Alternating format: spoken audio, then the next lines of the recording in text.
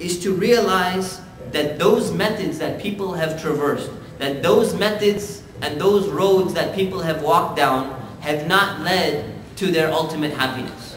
They still didn't acquire what they actually felt inside. Every organism, every human has that drive and has that desire to be happy. No one actually wants to have, sadness in their own life. Whether they can deceive themselves into thinking that they're happy with it, that's something else. But in reality, most people will understand and agree that this is something that's natural inside of it. Now the question comes, can any of those methods that we just mentioned, those 4 methods, can any of them bring about an infinite happiness? Can any one of them bring about an infinite happiness? Or can they only bring about a temporary happiness, a temporary euphoria?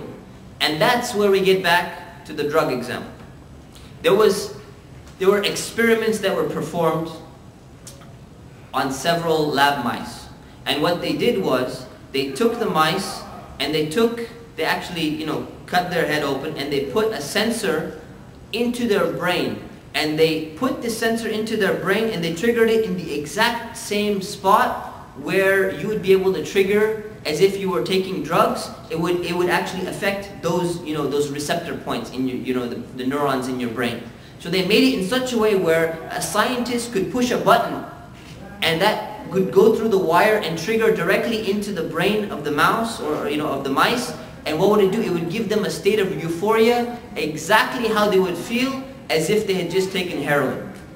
Exactly as if they had just taken heroin. So what did these mice do? So the professor comes along, the scientist comes along, and he's got all these mice hooked up to these, these receptors, and he's going and he pushes the button for them.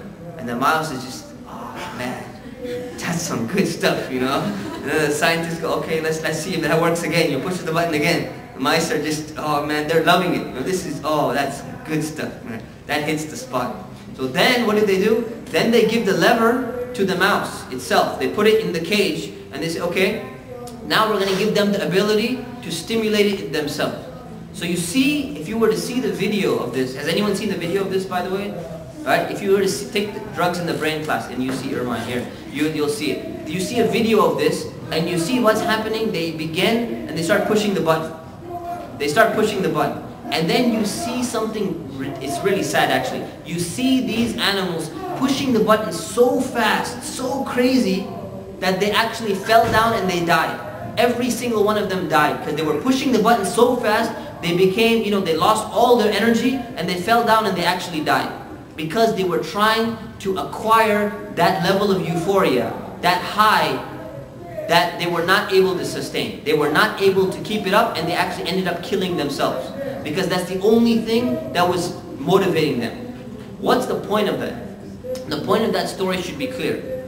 Is that if you understand that if you want complete happiness, you want absolute happiness, you want infinite and eternal happiness, then this is what Islam is saying. Islam is saying that in this life, not because of anything to do based with sin, because Muslims don't believe in original sin. Not because of any of those things. Actually, Muslims believe, Islam teaches that Adam and Eve were both forgiven by God. Therefore, there is no sin. And whoever earns a good deed, gets a good deed. Whoever earns a bad deed, gets a bad deed.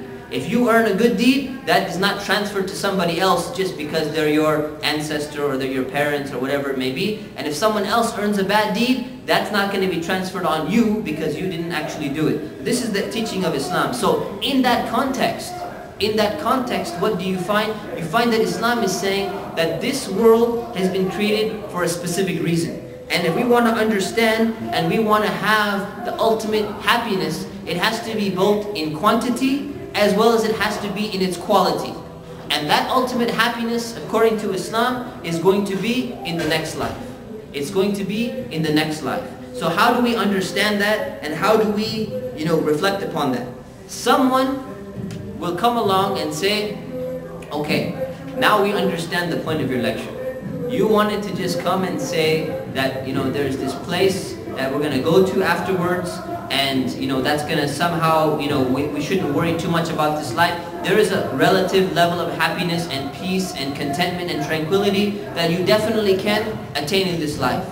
But in Islam, it's looking at something above and beyond that. what is it looking at? It's looking at something that's going to be more lasting, of infinite duration, and also of infinite or superior quality. So if someone comes along and says, well, you're just another person then who's selling happiness. You're just another one of those people, as Karl Marx said, that religion is the opium of the masses. All right? Anyone familiar with that statement? Actually, if you look at this society though, you see that it's flipped around. It's that opium has become the religion of the masses, because that's what people are trying to acquire. Right? That's what they're doing throughout their entire life. It's been flipped. So now if you look at it within that context, if you're not just another seller of happiness, if you're not just someone else going and trying to throw a book at me or telling me what to do, and you have something to back it up, what does Islam say about that? It says that you have to have a number of prerequisites. Number one is you need to understand what your purpose in life is. If you're going to accept this claim that there can be infinite happiness, that there can be eternal happiness, that there can be a place where there's no worries, where there's no sorrows, where no one is going hungry, where no innocent children are having bombs dropped upon them, where no innocent people are going to jail. All of those things where even if you acquire the money, you're satisfied.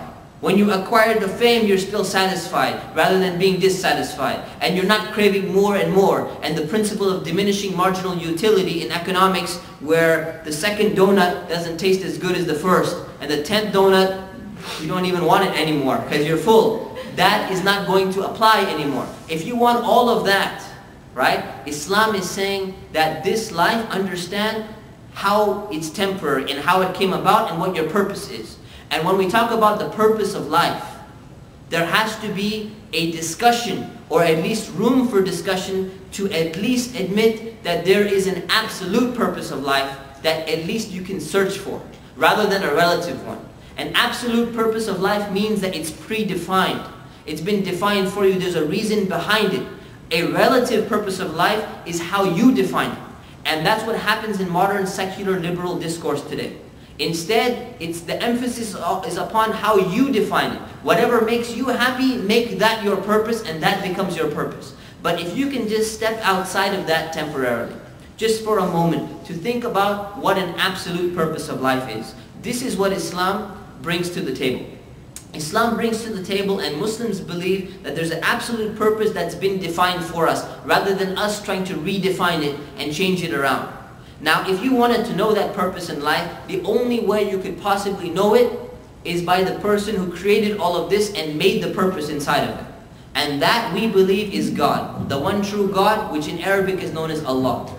Now, if you want to believe that this could possibly be a correct message, you have to meet a number of preconditions. You have to meet a number of prerequisites.